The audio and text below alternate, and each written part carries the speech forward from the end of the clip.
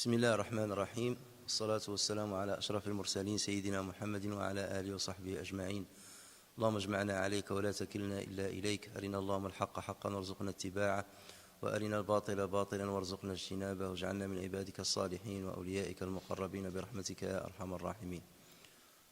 Alors aujourd'hui on va commencer une nouvelle rubrique, ou plutôt deux nouvelles rubriques, toujours dans le chapitre de l'Iman, le deuxième chapitre de Sahih al-Bukhari. Donc dans la première rubrique, l'imam al-Bukhari rahimahullah dit Babul muslimu man salima al-muslimuna min lisanihi wa yadihi. Ensuite il dit حدثنا آدم بن أبي إياس قال حدثنا شعبة عن عبد الله بن أبي السفر وإسماعيل عن الشعبي عن عبد الله بن عمر رضي الله عنهما عن النبي صلى الله عليه وسلم قال المسلم من سلم المسلمون من لسانه ويده والمهاجر من هجر ما نهى الله عنه. قال أبو عبد الله وقال أبو معاوية حدثنا داود عن عامر قال سمعت عبد الله عن النبي صلى الله عليه وسلم. وقال عبد الأعلى عن داود عن عامر عن عبد الله عن النبي. والباب الثاني donc l'autre rubrique cinquième يقول البخاري رحمه الله باب أي الإسلام أفضل. حدثنا سعيد بن يحيى بن سعيد القرشي قال حدثنا أبي قال حدثنا أبو بردة بن عبد الله بن أبي بردة عن أبي بردة عن أبي موسى رضي الله عنه قال قالوا يا رسول الله أي الإسلام أفضل قال من سلم المسلمون من لسانه ويده.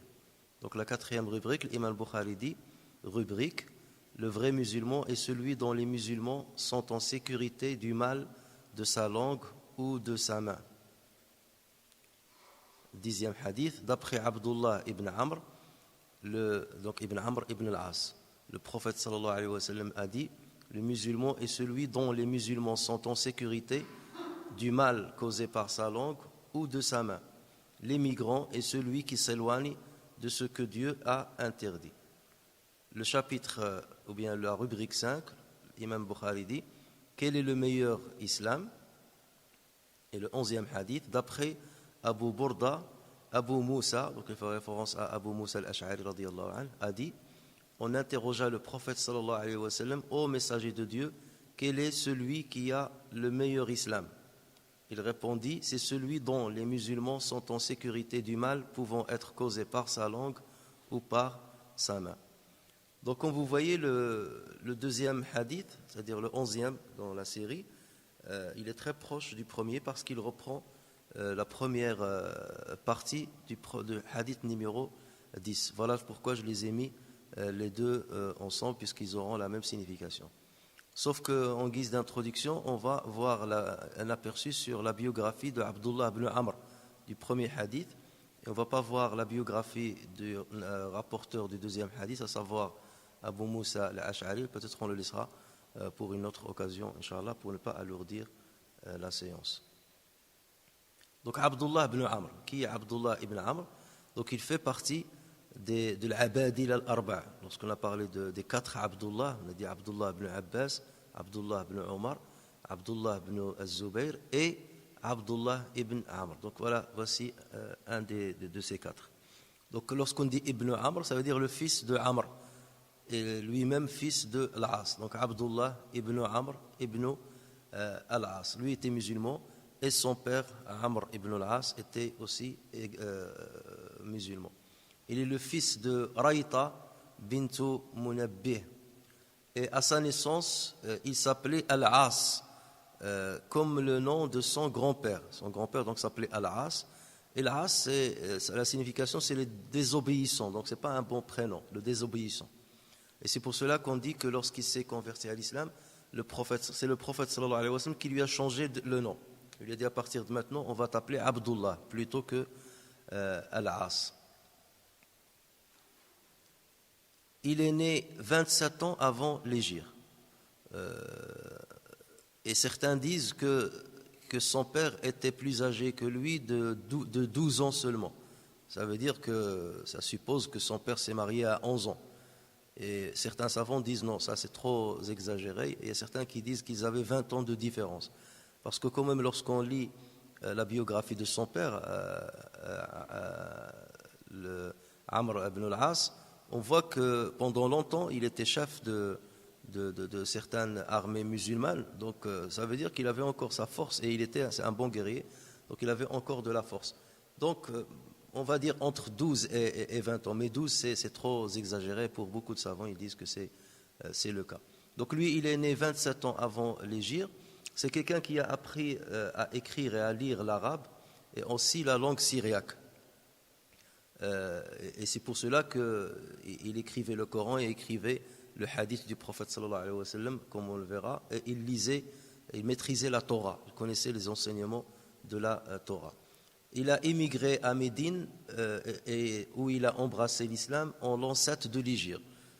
Donc il s'est pas converti à l'islam très tôt, mais en tout cas il s'est converti à l'islam avant la conquête de la Mecque. Et sa conversion donc s'est faite un an avant la conversion de son père Amr ibn al-As. On aura l'occasion de parler de Amr ibn al-As parce que c'était un chef, faisait partie des chefs de Qurayshites et parmi les riches des Qurayshites parce qu'il était un grand commerçant. Et c'était quelqu'un très connu pour ses ruses. On le considérait comme parmi les plus rusés des Arabes, Dahiyatul Arab. Pas que dans le sens négatif du terme, parce que ces ruses vont servir énormément les musulmans plus tard. Et c'était un politicien très fin, très intelligent. Et donc il a beaucoup appris de son père, sauf que leur tempérament n'était pas le même et leur centre d'intérêt n'était pas le même comme on va le voir. Abdullah, au niveau de sa description, c'était quelqu'un de très grand. Il avait un visage rougeâtre. On disait qu'il avait des chevilles très épaisses. Et il avait un corps corpulent et un ventre bien prononcé. C'est comme ça qu'on l'a décrit. Et à la fin de sa vie, il a été touché par la cécité, donc il était devenu aveugle, et c'est ainsi qu'il a terminé sa vie. Abdullah ibn Amr, dès qu'on le cite, on voit quelqu'un qui était complètement détaché des jouissances mondaines. C'était quelqu'un qui se préparait pour le delà, un grand adorateur, un grand ascète, et très appliqué et très assidu dans les prières, dans la lecture du Coran et dans le jeûne surérogatoire, au point que le prophète sallallahu alayhi wa sallam était souvent obligé de l'appeler à la modération, tellement il exagérait dans l'adoration. Et d'ailleurs, dans un hadith rapporté par le Bukhari et Muslim, donc selon plusieurs versions, il a été dit que Amr ibn al-As a marié Abdullah, son fils donc, à une femme d'une grande famille. Et quelques semaines après, donc son père, il venait voir la femme et il lui disait alors comment tu trouves ton mari, en parlant de son fils, parce qu'il connaissait très bien son fils. Et ça c'est après sa conversion à l'islam. Et il lui a dit Wallahi, Abdullah c'est quelqu'un de très pieux, c'est un très bon musulman. Il passe sa nuit à prier et il passe sa journée à jeûner. C'est quelqu'un de très bien. Mais il insinuait quelque chose. Dans d'autres versions, il lui a dit jusqu'à maintenant, il n'a jamais eu de rapport avec moi, de rapport conjugal avec moi, depuis qu'on s'est mariés. Et c'était une longue période après leur mariage. Et donc c'est là où son père est allé le voir pour s'enquérir un petit peu de la raison. Et il a remarqué que c'était quelqu'un qui passait tous les jours à jeûner. Et les nuits, une grande partie de la nuit, à prier ou bien à lire le Coran. Et donc lui-même, il rapporte, il dit, le messager d'Allah fut informé que j'avais dit, par Allah, je jeûnerai le jour et je veillerai la nuit aussi longtemps que je vivrai. Donc là, c'était comme un nadr, un engagement de sa part. Et le prophète sallallahu alayhi wa sallam, ayant entendu cela, il demanda à le voir. Et dans d'autres versions, c'est son père qui est allé se plaindre auprès du prophète sallallahu alayhi wa sallam de ce que faisait son fils. Et le prophète sallallahu alayhi wa sallam lui dit ramène-le-moi. Et son père est allé avec lui jusqu'au prophète sallallahu alayhi wa sallam. Et le prophète sallallahu alayhi wa sallam l'a questionné. Il lui a dit es-tu celui qui a dit cela, c'est-à-dire que je vais jeûner tout le temps et que je vais passer toutes les nuits à prier? Je lui ai répondu je l'ai effectivement dit. Que mon père et ma mère te soient offerts en sacrifice. Il lui répliqua tu ne seras pas capable de tenir cet engagement. Jeûne et rends, jeûne quelques jours et arrête certains jours. Prie et dort. Jeûne 3 jours par mois. Et en général, c'est les jours blancs, donc le 13e, le 14e et le 15e jour du mois lunaire. Jeûne 3 jours par mois. En effet, la bonne action est décuplée et ainsi cela équivaudra au jeûne de toute l'année. Si tu jeûnes 3 jours par mois, la récompense est multipliée par 10, c'est comme si tu as jeûné 30 jours par mois. 30 jours par mois, donc ça veut dire que tu as jeûné toute l'année. Donc le prophète sallallahu alayhi wa sallam l'appelait justement à la modération. J'ai rétorqué, je suis capable de mieux que cela. Et le prophète sallallahu alayhi wa sallam de lui dire, jeûne un jour et rends 2 jours. Allez, un jour tu jeûnes et 2 jours tu rends le jeûne. Il lui a dit, je suis capable de mieux que cela, répondis-je. Alors, jeûne un jour et rends un jour. Tel est le jeûne de Daoud, alayhi salam, et c'est le meilleur des jeûnes. Donc, plus que ça, c'est trop. Et Abdullah ibn Omar lui dit, je suis capable de mieux que cela. Et j'ai insisté. Et le prophète sallallahu alayhi wa sallam m'a dit, il n'y a pas mieux que cela. Un jour tu jeûnes et un jour tu rends le jeûne. Donc, c'est pour vous montrer son insistance, tant qu'il ressentait qu'il avait de la capacité à faire la prière la nuit et à jeûner, donc il voulait aller encore plus loin. Et par ailleurs, ayant appris que Abdullah observait une adoration excessive au point de faillir à certains devoirs conjugaux, et c'est à cela que je faisais allusion tout à l'heure, son père se plaignit lui aussi auprès du prophète sallallahu alayhi wa sallam. C'est alors que le prophète sallallahu alayhi wa sallam lui a dit, Ya Abdullah, prie et dors, jeûne et mange, obéis à ton père. Et dans d'autres versions, il lui a dit, Inna li badanika alayka haqqa, ton corps a un droit vis-à-vis de toi, ta femme a un droit sur toi, Inna li zawrika alayka haqqa, tes visiteurs ont un droit sur toi, fa'a'ta li kulli haqqin haqqa, donne à chacun le droit qui lui revient. Donc tu dois distribuer les heures de ta journée, donne le droit à chacun. Alors que lui, c'était que la prière et le jeûne. Et cette phrase-là va jouer un rôle important, puisque à la fin, il lui a dit, wa ati' abak, puisque c'est son père qui l'a ramené.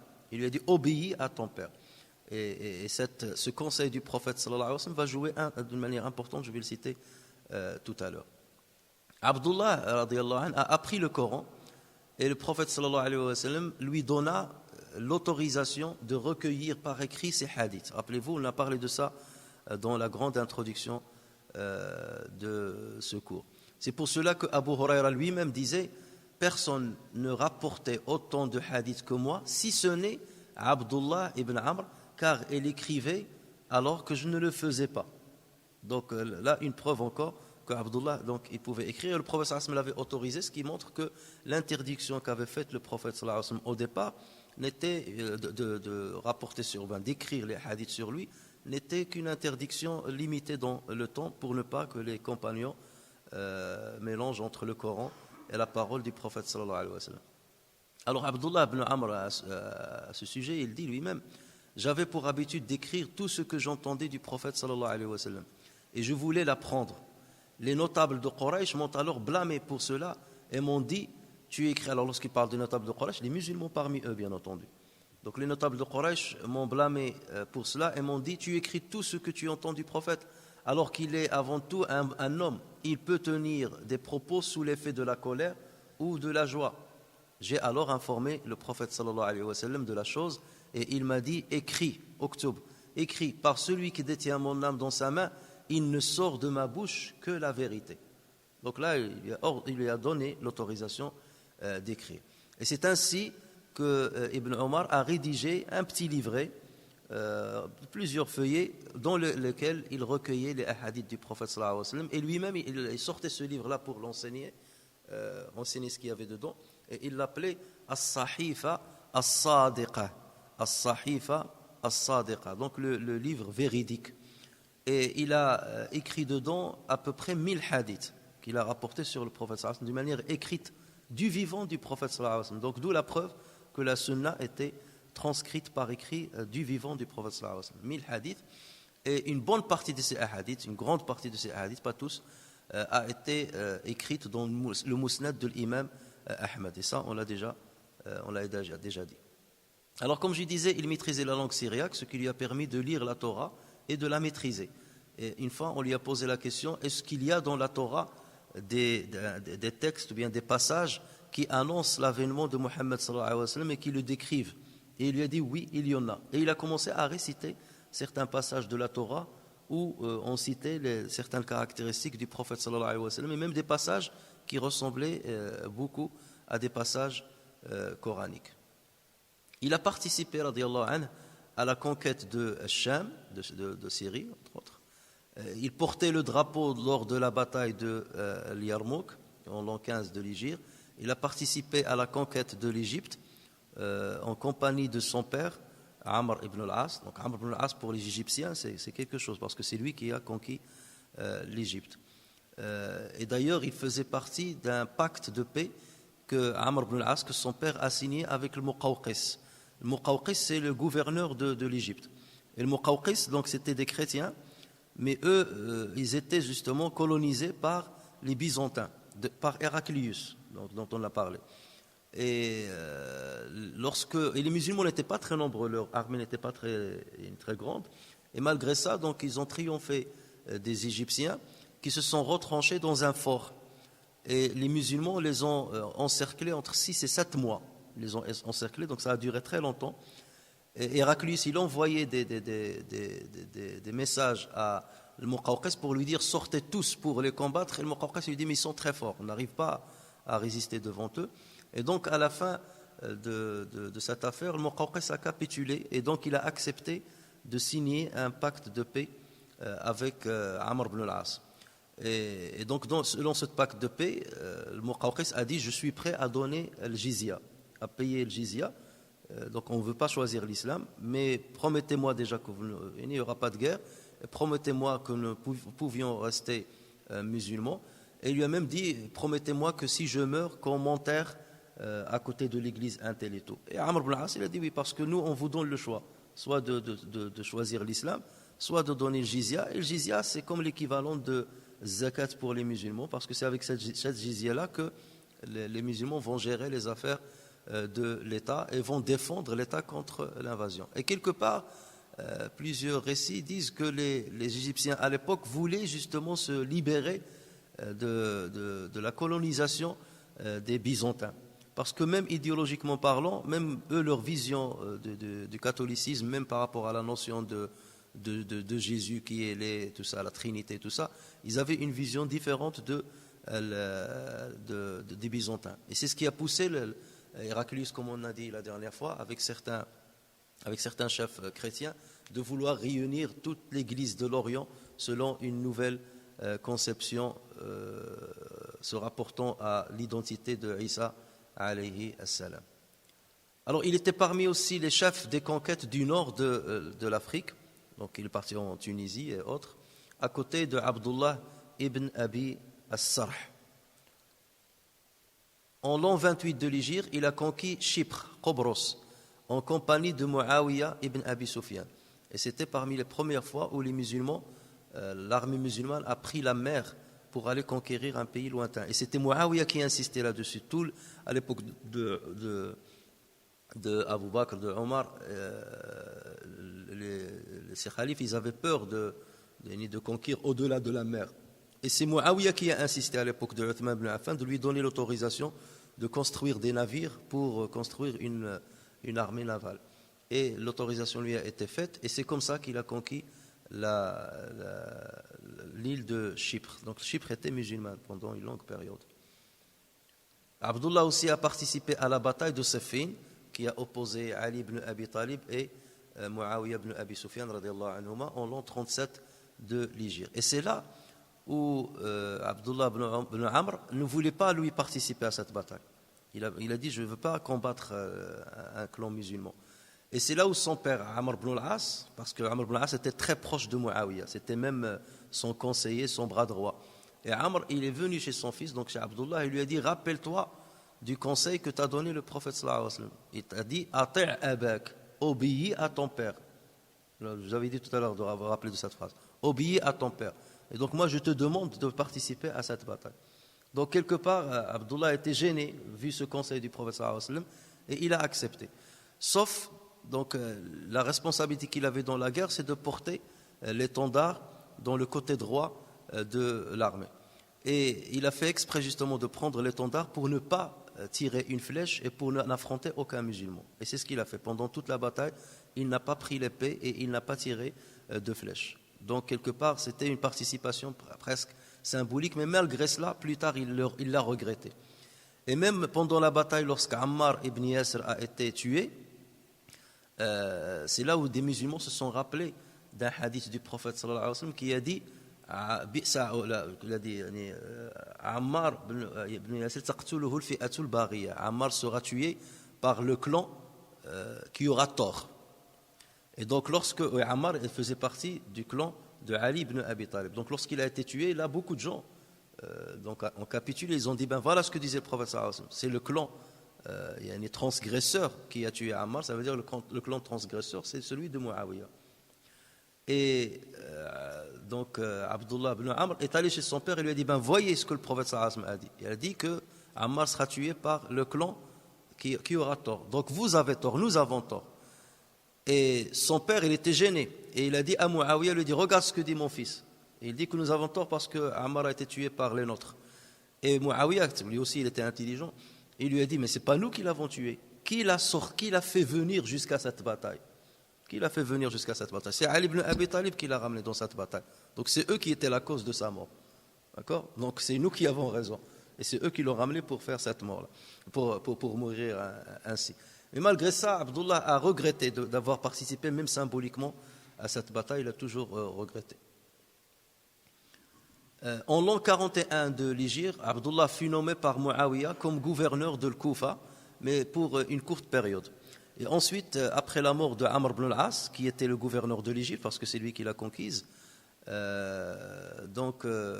a conquis, donc Muawiyah a nommé son fils, donc Abdullah ibn Omar, pendant 2 ans. Et donc il est devenu le gouverneur de l'Égypte pendant 2 ans. Et c'est là où il a construit une école, l'école théologique de l'Égypte, c'est là qu'il a construite. Il a commencé à donc transmettre les hadiths du prophète sallallahu alayhi wa sallam, à donner des fatawas. Dans la mosquée qu'on a nommée la mosquée de Amr ibn al-As, elle existe jusqu'à maintenant, la mosquée de Amr ibn al-As, Al-Fustat. Et c'est dans cette mosquée-là qu'il donnait les fatawas et qu'il lisait les hadiths du prophète sallallahu alayhi wa sallam.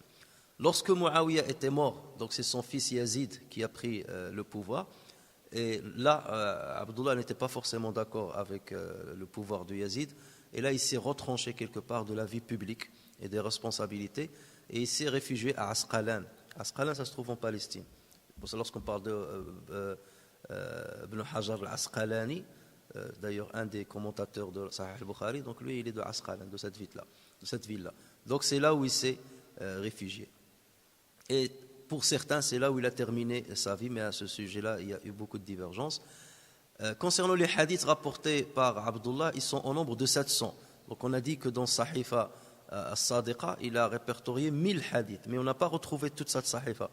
Mais plusieurs des hadiths qu'il a répertoriés dans cette Sahifa, il les a transmis à des élèves, ça a été transmis à leurs élèves, jusqu'à ce que Ahmed ibn Hanbal répertorie tout ce qui lui est arrivé dans le Musnad, dans son Musnad. Mais il n'a pas trouvé les 1000. Donc ce qu'on rapporte aujourd'hui sur lui, c'est 700 hadiths. Il y a 7 hadiths à propos desquels le Bukhari et Muslim se sont accordés, 8 hadiths rapportés exclusivement par l'imam al-Bukhari et 20 hadiths rapportés exclusivement par Muslim. Les autres hadiths sont rapportés dans les autres livres de Sunan. Concernant la date et l'endroit de sa mort, là, il y a une grande divergence entre les savants. Certains disent qu'il est mort en l'an 63 de l'Hégire, d'autres disent 65, et c'est ce qui revient le plus. D'autres disent c'est 67 de l'Hégire, d'autres disent 73 de l'Hégire.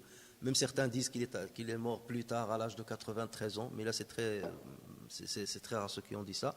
Et concernant le pays, comme il s'est retranché de la vie sociale, donc c'est pour cela qu'on n'a pas un récit très exact où il est mort. Donc certains disent qu'il est mort en Égypte, certains disent non en Palestine, à Asqalan, certains disent à la Mecque et certains même disent à Taïf. Il avait plusieurs élèves, et parmi lesquels 2 qui sont les plus connus, il y a Saïd ibn al-Musayyib, un grand jurisconsulte, et Tawus ibn Kisan, rahimahumallah. Donc voici un aperçu de la biographie de ce grand compagnon. Alors revenons maintenant au hadith, à l'énoncé de hadith. Le prophète sallallahu alayhi wa sallam a dit Al-Muslimu man salima al-muslimuna min lisanihi wa yadihi وَالْمُهَاجِرُ مَنْ هَجَرَ مَا نَهَى اللَّهُ عَنْهُ. Le musulman est celui dont les musulmans sont en sécurité du mal causé par sa langue ou sa main, par sa langue ou sa main.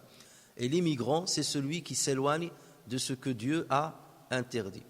Alors le prophète sallallahu alayhi wa sallam a dit le musulman, al-muslimu, avec le déterminant al, le musulman. Le déterminant al signifie la complétude. Yudhkaru lil kamal. Lorsque se dit ar-rajul, le vrai homme, donc se dit l'homme, c'est celui qui. Donc là, c'est pour montrer l'homme qui a justement de l'honneur, c'est celui qui. Donc le prophète sallallahu alayhi wa sallam ici, donc en utilisant ce déterminant, donc il montre que cela signifie que le musulman complet, le musulman qui respecte les principes de l'islam, c'est celui qui. Donc fin du hadith. Mais bien entendu, il ne faut pas comprendre le hadith dans le sens où le prophète sallallahu alayhi wa sallam dit le musulman c'est seulement, ou là c'est uniquement celui dont les gens sont en sécurité du mal causé par sa langue et sa. Non, bien entendu, il y a des priorités, il y a d'autres choses. Il y a déjà les devoirs envers Allah Azza wa Jal, avant les devoirs envers les autres. Donc le prophète sallallahu alayhi wa sallam, donc par là, il insinuait que le meilleur musulman, c'est celui qui respecte les droits de Dieu et en plus de cela, les droits des gens. Et parmi ces droits, c'est de ne pas porter mal ni par la langue ni par la main aux autres. Donc le prophète sallallahu alayhi wa sallam, par cette formulation, il voulait mettre en exergue cette dernière qualité, c'est-à-dire respecter les droits des autres et ne pas leur nuire par la main ou par la langue. Tandis que la question de le respect des droits de Dieu, ça c'est une évidence. Et cette manière de parler, cette syntaxe-là, on parle de at-tanbihu bil-adna ala al-a'la. At-tanbihu bil-adna ala al-a'la. Attirer l'attention par le plus bas sur le plus haut. Le plus bas, donc c'est ça, c'est de ne pas toucher les gens, faire du mal aux gens par la langue et par la main. Mais tu es en train de dire, en plus de respecter les droits d'Allah Azza wa Jal. Ça, c'est quelque chose d'évident. Et bien entendu, celui qui respecte les droits des gens, forcément, il va respecter aussi le droit de Dieu, parce que c'est par peur d'Allah Azza wa Jal qu'il a respecté les droits des gens. Le meilleur donc musulman est celui qui ne porte pas du mal aux autres, ni par sa langue, ni par sa main, de sorte que les gens se sentent en sécurité de lui ou devant lui. Alors, dans ce hadith-là, au niveau maintenant rhétorique, vous voyez que le prophète sallallahu alayhi wa sallam a utilisé un système où il y a un jeu avec les mots, si on ose dire. Al-muslim salima. Vous voyez que c'est la même racine. Muslim salima. Le muhajir hajara. Donc vous voyez, c'est la même racine étymologique. Et ça, dans ilm al-badi', parce que vous savez que le balagha, la rhétorique en islam, la science de la rhétorique, elle se divise en 3 disciplines. Il y a ilm al-ma'ani, ou il y a ilm al-badi'. Ilm al-badi', c'est comment embellir la parole. Et ilm al-badi', il appelle ce que le prophète sallallahu alayhi wa sallam a utilisé ici, tajnisul ishtiqaq. Tajnisul ishtiqaq, ça veut dire rassembler 2 mots qui ont le sens apparent différent, mais qui ont la même racine étymologique. Et donc on va aller chercher la racine et on va trouver qu'ils vont converger dans un sens. Et ce sens-là, il faut le prendre et l'imprégner dans les 2 mots.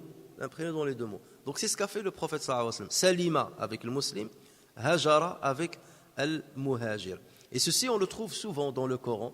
Par exemple, lorsqu'Allah Azza wa Jalla dit « Fa'aqim wajhaka lid-dini al-qayyim » Aqim wajhaka lid-dini al-qayyim. Dirige tout ton être vers la religion de droite. Donc vous voyez Aqim, Qayyim.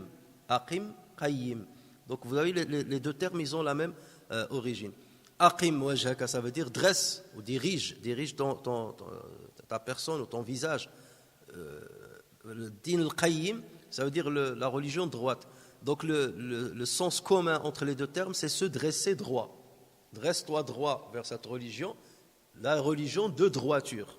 D'accord ?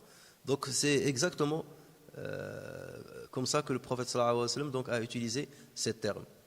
Le sens de salima et le muslim converge donc vers salama. L'islam, muslim, as-salama, qui veut dire la sécurité et la sûreté. Et pareil, le hijra, le muhajir, le hajara, le verbe hajara, converge vers l'éloignement. Parce que ça veut dire quoi le muhajir? L'immigration. Ça veut dire qu'il s'est éloigné d'un pays, de son pays où il résidait, ou son pays natal, vers un autre pays, s'éloigner. Ou hajara, ça veut dire qu'il s'est éloigné des péchés, comme le professeur Asma l'a dit dans ce hadith.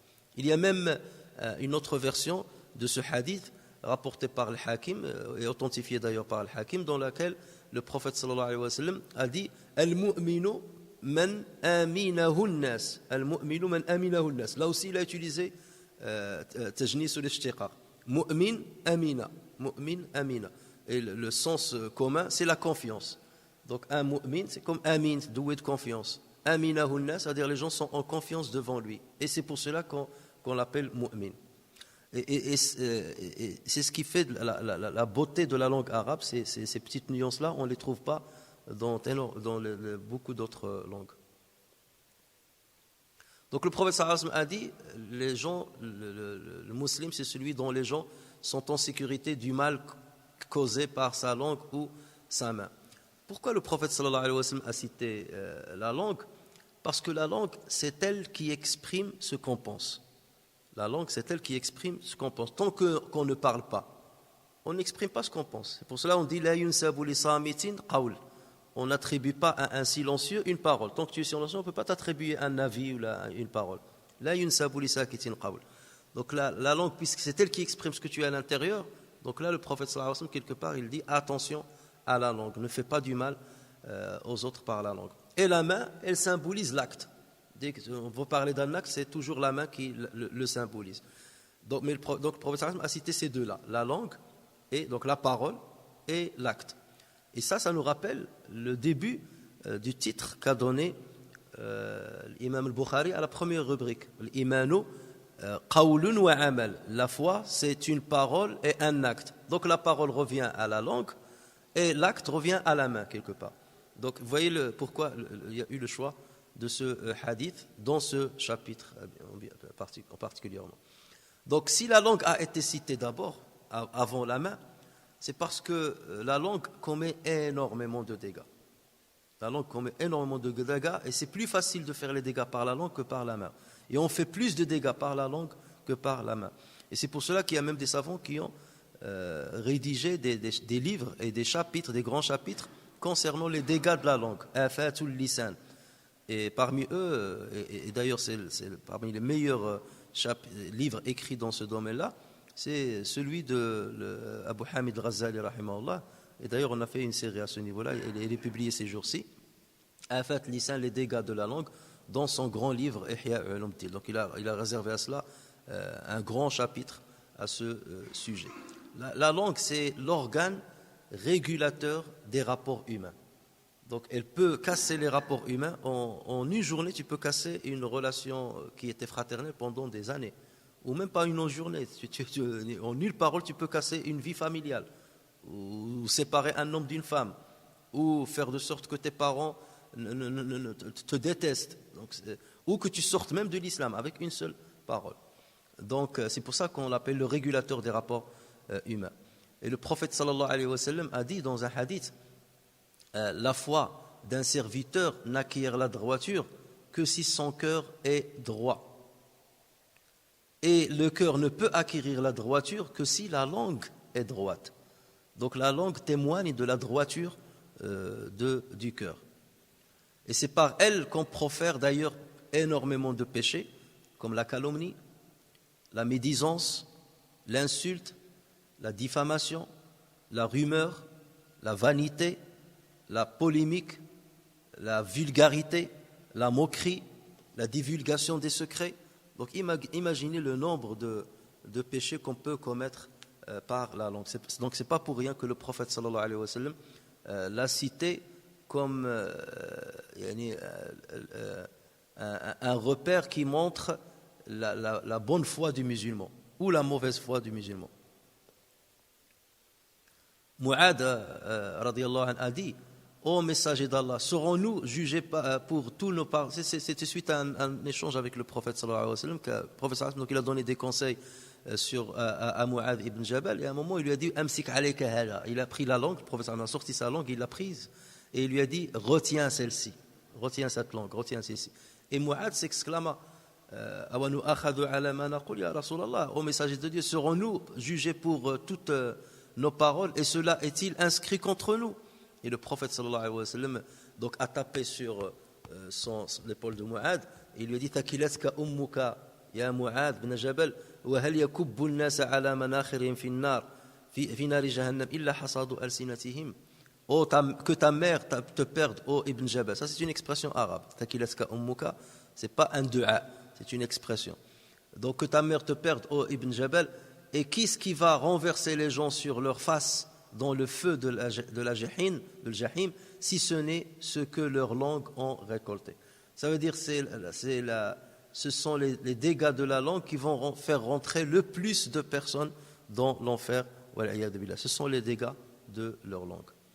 Et Abdullah ibn Mas'ud radiyallahu anhu, il dit à ce propos, par Dieu avec qui il n'y a d'autre divinité que lui, par Dieu qui il n'y a de divinité d'autre que lui, nul organe n'a besoin d'être emprisonné plus que la langue, qui est déjà enfermée derrière deux obstacles, les lèvres et les dents.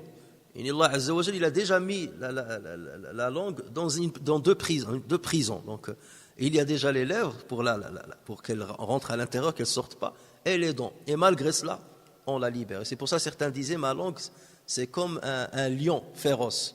Lorsqu'elle sort, elle fait des dégâts.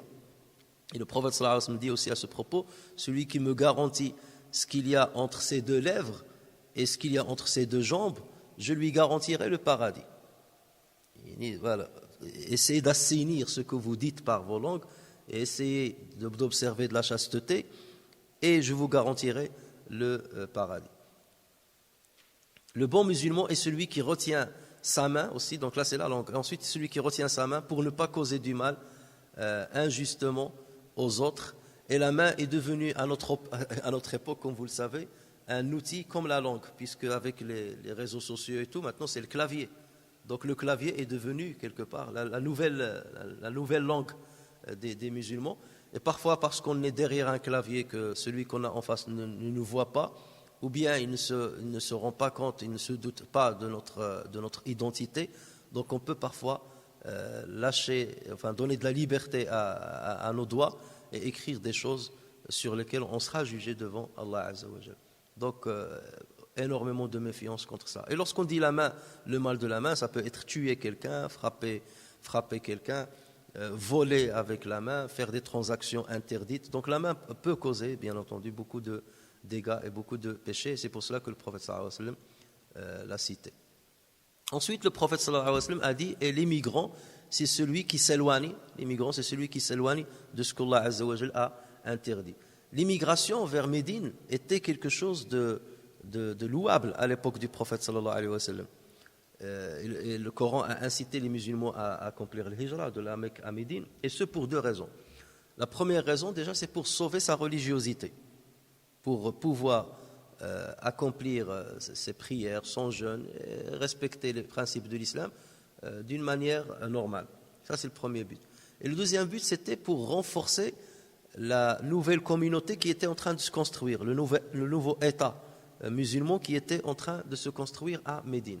Et c'est pour cela que ceux qui accomplissaient l'immigration, c'était un acte de bravoure et un acte méritoire et largement récompensé par Allah Azza wa Jalla. Au point que l'immigration était, déjà chez nous, c'est considéré le début du calendrier islamique. Pour vous montrer son importance, c'est pas pour rien qu'on l'a choisi. Et même Allah Azza wa Jalla dit la yastawi man anfaqa min qabli al-fathi wa qatal. Là, il a parlé de la conquête. Pourquoi? Parce que l'immigration a été accomplie par des gens qui ont délaissé leurs biens, donc ils l'ont fait pour Allah Azza wa Jalla. Sauf si quelqu'un l'a fait pour le mariage, comme Muhajir Qais, et ça on a vu le hadith pour l'intention. Mais la majorité, ils avaient une intention noble. Mais dès que l'islam a commencé à se propager et les gens ont commencé à rentrer, donc beaucoup de tribus sont rentrées dans l'islam, mais ils ne sont pas installés à Médine. Ils revenaient chez eux et l'islam a commencé à se propager dans différentes contrées de la péninsule arabique. Et la symbolique qui représentait cet élargissement de l'islam, c'était la conquête de la Mecque. Là, le prophète sallallahu alayhi wa sallam a dit La hijrata ba'da al-fath. Il n'y a plus d'immigration après la conquête de la Mecque. Il parlait de quoi? De l'immigration dont parle Allah Azza wa Jalla dans le Coran, celle qui est méritoire, celle qui a distingué le muhajiron, parce qu'on parle de muhajiron, c'était un qualificatif qui avait toute sa qui donnait de la valeur à celui qui l'avait, qui le portait. Et donc c'est pour cela que le prophète sallallahu alayhi wa sallam, lorsqu'il a dit La hijrata ba'da al-fath. Donc ceci, beaucoup ont regretté cela, de ceux qui n'ont pas pu émigrer. On ne peut pas faire le hijra, c'est dommage. Et là, lorsque le prophète sallallahu alayhi wa sallam a dit al-muhajir, donc les vrais immigrants, c'est aussi, donc c'est pas seulement celui qui émigre pour sauver sa peau, pour sauver sa religiosité, mais c'est celui aussi qui s'éloigne de tout ce qu'Allah Azza wa Jal a interdit. Donc ceci va rassurer ceux qui n'ont pas accompli l'immigration. Vous pouvez avoir la même récompense que les immigrants si vous faites vous-même une immigration dans votre intérieur. Il y a donc quelque part deux immigrations méritoires en islam. Une immigration apparente et une immigration secrète.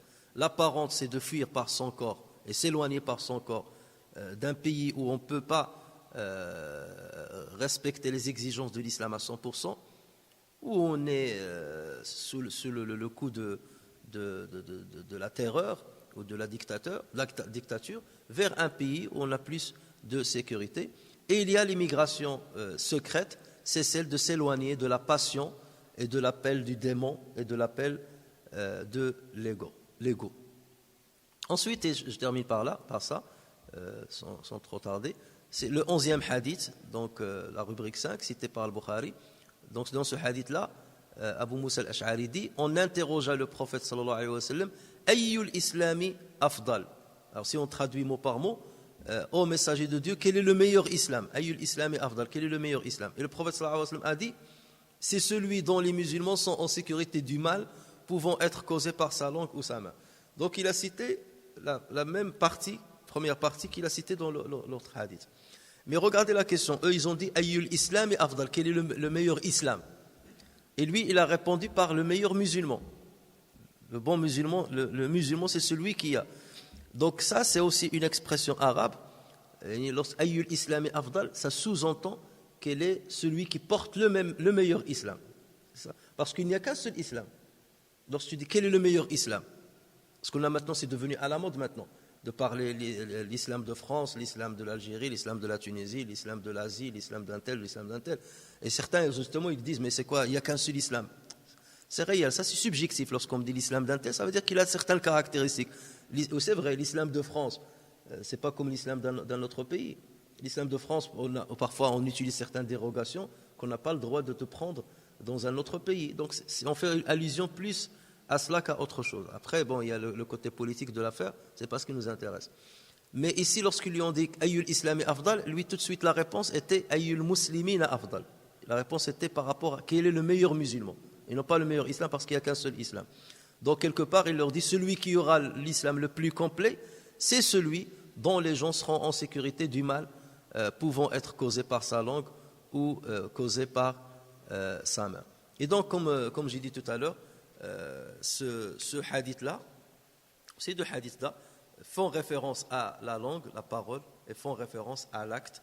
Et comme on a dit d'ailleurs depuis le début de ce chapitre-là, la foi, c'est un acte et une parole. Et encore une fois aussi, là vous voyez qu'il parle de l'islam, et l'imam al-Bukhari a ramené ces hadiths-là alors qu'il les rapporte dans un chapitre qui parle de l'iman, ce qui prouve encore une fois que pour l'imam al-Bukhari rahimahullah, ainsi que pour beaucoup de savants, l'islam et l'iman c'est la même chose. L'islam et l'iman c'est la même chose, sauf lorsque on veut montrer une nuance dans des cas bien particuliers. نفعني الله وإياكم بالقرآن الكريم وبحديث سيد الأولين والآخرين وغفر الله لي ولكم ولسائر المسلمين اللهم علمنا ما ينفعنا وانفعنا بما علمتنا وزدنا علما يا أرحم الراحمين اللهم هب لنا من لدنك رحمة وهيئ لنا من أمرنا رشدا وفقنا اللهم لعمل الخير وخير العمل واجعلنا من عبادك الصالحين وجندك الغالبين وأوليائك المقربين برحمتك يا أرحم الراحمين سبحان ربك رب العزة عما يصفون وسلام على المرسلين والحمد لله رب العالمين.